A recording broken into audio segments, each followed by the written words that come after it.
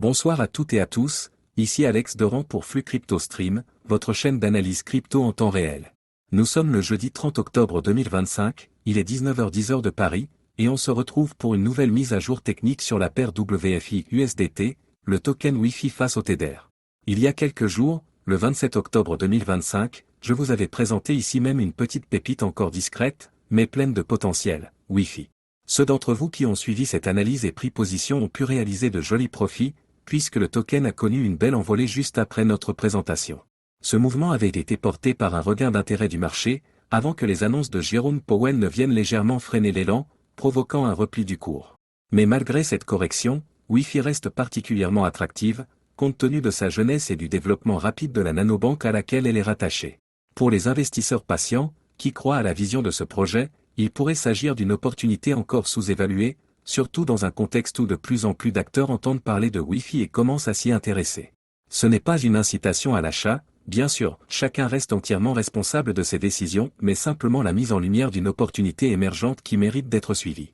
Le 27 octobre 2025, jour de notre précédente vidéo, le cours oscillait entre 1,76 et 1,95 USDT, atteignant un plus haut intrajournalier à 1,95 USDT et un plus bas à 1,76 USDT. Une belle amplitude qui a permis aux traders attentifs d'en profiter avant la phase de consolidation actuelle.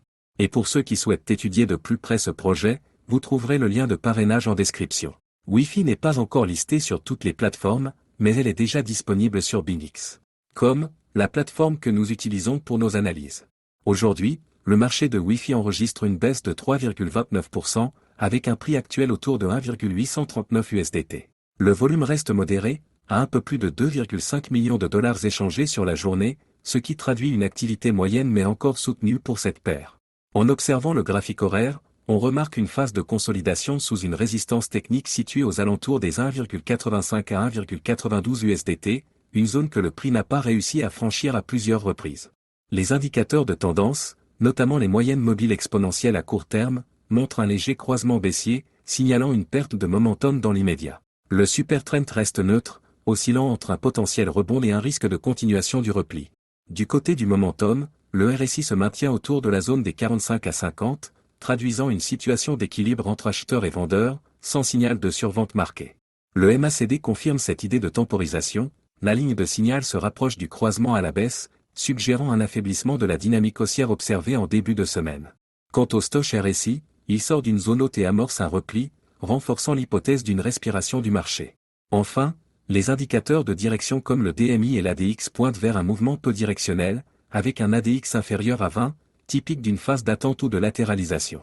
Sur le plan de la volatilité, les bandes de Bollinger se resserrent légèrement, un signe précurseur d'une possible expansion de volatilité à venir. L'ATR, lui aussi en repli, confirme cette compression, le marché semble se préparer à un nouveau mouvement, sans encore en donner la direction. En analysant le flux et le volume, on observe que les bougies vertes sont soutenues par des volumes légèrement plus importants que les rouges, mais sans déséquilibre majeur. L'accumulation de distribution reste stable, ce qui montre que les opérateurs ne prennent pas massivement position pour l'instant. Le flux monétaire de chacun, quant à lui, reste positif mais faiblement orienté, suggérant une présence d'acheteurs prudents. Jetons maintenant un œil au carnet d'ordre. On note une légère dominance vendeuse, avec environ 51% d'ordre de vente contre 49% d'achat. La zone des 1,84 à 1,85 USDT concentre plusieurs ordres de vente, formant une résistance immédiate, tandis que les acheteurs se positionnent autour des 1,83 et 1,835 USDT, marquant un petit support de court terme. Ces niveaux définissent un range étroit, où le prix pourrait évoluer dans les prochaines heures. Techniquement, les zones clés à surveiller sont les suivantes: un support court terme autour de 1,83 USDT, un niveau de stop-loss prudent légèrement en dessous des 1,82, et une zone de résistance entre 1,85 et 1,92 USDT. En cas de rupture haussière confirmée au-dessus de 1,92, le prochain objectif se situerait vers 2,05 USDT, tandis qu'une cassure du support des 1,82 ouvrirait la voie vers 1,78, voire 1,75 USDT. En résumé, trois scénarios se dessinent. Dans un scénario neutre, le prix continuerait d'évoluer latéralement entre 1,83 et 1,85, le temps que le marché digère la baisse récente. Dans un scénario haussier, un retour au-dessus des 1,85 avec volume permettrait un breakout vers 1,92, validant un regain de momentum. Enfin, dans un scénario baissier, une clôture nette sous 1,82 accentuerait la pression vendeuse et confirmerait une correction vers les niveaux inférieurs évoqués. Pour l'heure, la prudence reste de mise, le marché attend un signal clair, et les traders à court terme devront surveiller de près la réaction du prix sur la zone des 1,83 USDT. Voilà pour cette analyse technique de Wi-Fi face au Tether. C'était Alex Doran pour Flux Crypto Stream.